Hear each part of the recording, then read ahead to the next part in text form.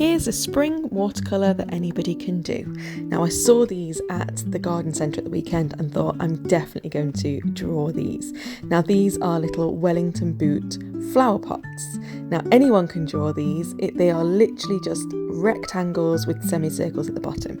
So get your green and a nice detail brush and draw the outline. Then fill it in with some green wash and use a darker green to create the shadows, and that will give you the illusion of the feet. Then we're going to do some flowers. You can do any you like. Here I am using the detail brush and just slowly dabbing it onto the page to create these beautiful blue petals. You can do whatever type of flowers you would like. That's the beauty of these types of paintings. You can decide on what kind of flowers you want to have, what they look like, how many petals, and they don't even need to resemble flowers. Here I've done red dots.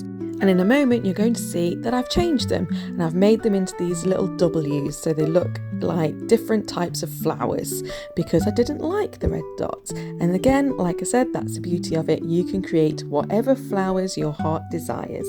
Put as many as you can to make it a nice bunch of flowers. Then use a detail brush and a green to create the stems.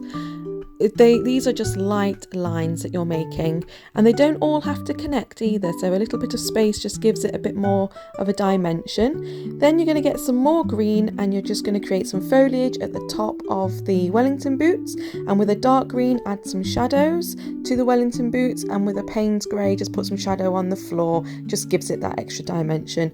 With a white gel pen put in some highlights, and there's your spring watercolour painting.